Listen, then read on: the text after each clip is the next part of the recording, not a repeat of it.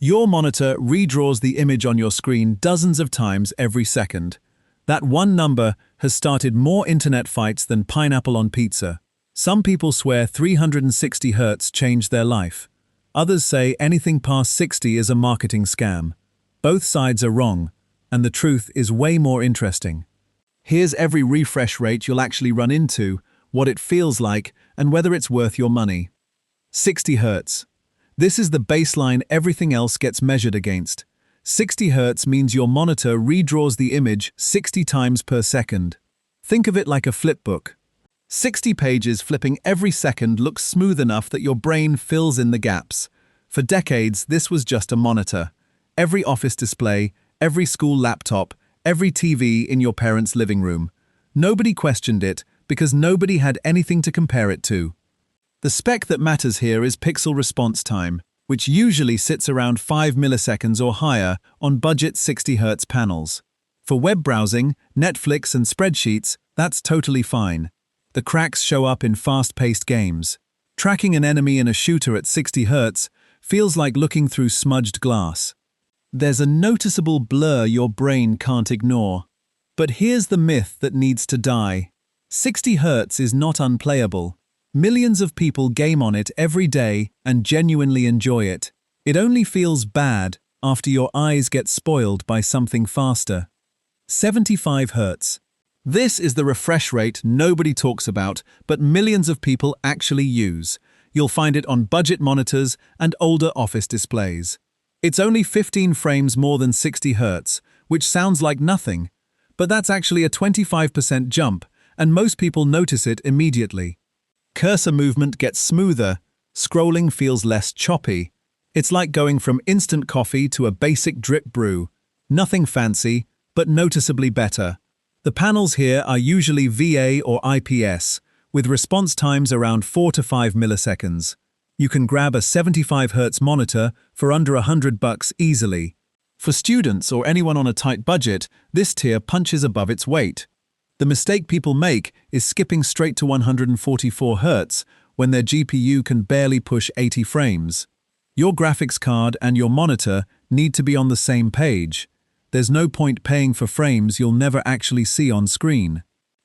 120 Hz. This is where most people have their "wait what" moment. 120 Hz doubles the frame count of 60 Hz, and your eyes absolutely notice. This is also the magic number for console gaming. The PS5 and Xbox Series X both support 120 Hz, so this tier exploded after 2020. Everything feels more responsive. Menus snap open. Camera pans look buttery. It's like the difference between a regular door and an automatic sliding door. You didn't know it was slow until it wasn't. The key detail at this tier is your cable. HDMI 2.1 handles 4K at 120 Hz. DisplayPort 1.4 gets you there too. Use an old HDMI 2.0 cable and you're capped at 60 Hz, staring at your expensive new monitor, wondering why it feels exactly the same. For gaming and general use, 120 Hz is genuinely fantastic. Content creators editing video won't benefit as much since most footage is 24 or 30 FPS.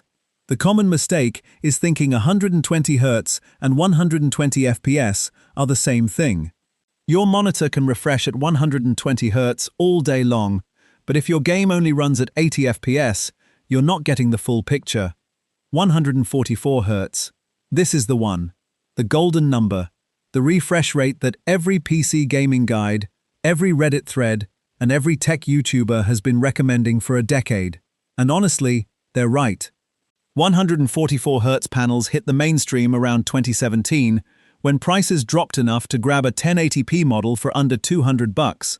The jump from 60 to 144 is massive. It's like going from watching a slideshow to watching real life. Mouse movement feels wired to your hand. Fast camera turns in shooters stay sharp instead of smearing. If you made that jump yourself, you know exactly what I'm talking about. Drop your before and after story in the comments. The specs to care about here are panel type and response time. TN panels were the first to hit 144 Hz with 1 milliscans response, but the colors, Looked like they were picked by someone who'd never seen a sunset. IPS caught up and now dominates this tier. For gaming, 144 Hz is the sweet spot where cost, performance, and visual quality all meet. The thing people get wrong is expecting the jump from 144 to 240 to feel just as dramatic. It absolutely does not. Diminishing returns hit hard after this point. 165 Hz. This is 144 Hz, wearing slightly nicer shoes. Most 165 Hz monitors are 144 Hz panels that got factory overclocked. The manufacturer pushes the panel a little harder, slaps a bigger number on the box, and charges $10 more. You are not going to see a difference between 144 and 165. Your eyes cannot distinguish 21 extra refreshes per second at that speed. It's like adding one more noodle to an already full bowl of ramen. What makes 165 Hz panels worth considering is everything else they come with: better color accuracy, wider gamuts, or improved HDR support. Those features matter way more than the extra frames. When shopping at this tier, compare the full spec sheet. Don't pick a worse panel just because it says 165 instead of 144. The mistake is chasing the number. Refresh rate is the least important difference between two monitors at this price point. 240 Hz. Now we're in the land of diminishing returns and competitive obsession.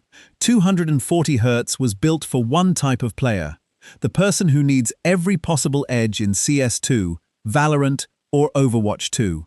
If that's your life, this genuinely matters. The frame-to-frame gap at 240 Hz is just 4.17 milliseconds. At 144 Hz, it's 6.94 milliseconds. That 2.7 milliseconds difference sounds tiny. But in a game where you die because someone peeked a corner 2 frames before you reacted, it adds up. Think of it like sharpening a kitchen knife that's already sharp. You feel the difference, but only if you cook every single day. Panels here are almost always fast IPS with 1 milliseconds response times. You'll need a serious GPU to push 240 FPS consistently. A mid-range card won't cut it. Prices start around $300 for 1080p and climb fast at 1440p. For casual gamers, this is overkill. For video editors, it's irrelevant. The myth is that 240 Hz makes you better at games. It doesn't. It removes one tiny barrier. Skill still does all the heavy lifting. 360 Hz and beyond. Welcome to the extreme end of the spectrum. 360 Hz panels started appearing around 2020, and now we've got 500 Hz and even 540 Hz monitors on the market. At this speed, the frame gap drops below 3 milliseconds. Your monitor is redrawing faster than you can blink. These panels exist almost exclusively at 1080p because pushing 360+ frames at higher resolutions requires a GPU that costs more than some people's entire PC. It's like buying a Formula One car for your daily commute. Incredible engineering, completely unnecessary for 99% of drivers. The audience here is professional esports players and hardware enthusiasts who want the absolute fastest thing money can buy. Response times drop to 0.5 milliseconds on some panels.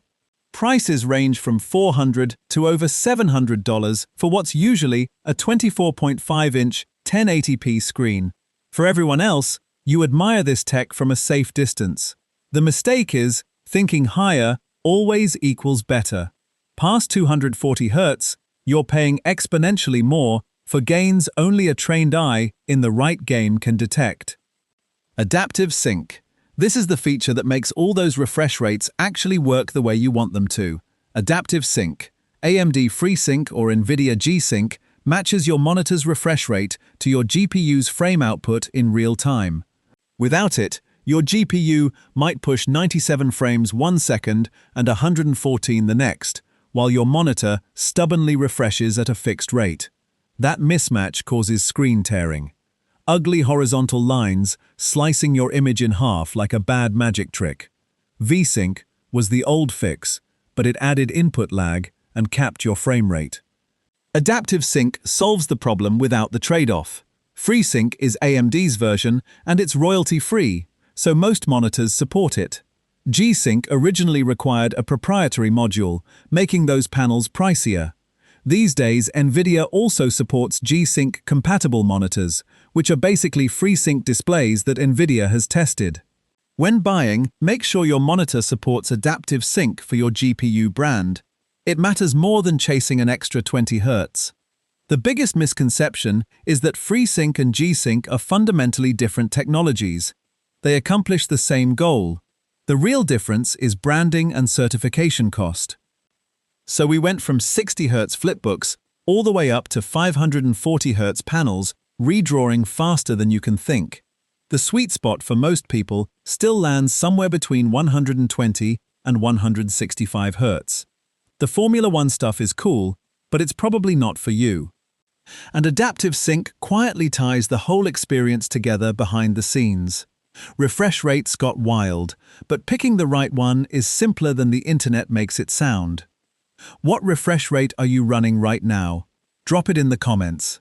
I'm genuinely curious how many of you are still rocking 60 Hz. If this cleared things up, hit the like button. It actually helps more than you'd think. Next up, I'm breaking down every monitor panel type. TN, IPS, VA, OLED, the whole lineup, and what actually matters. Click the video on screen right now.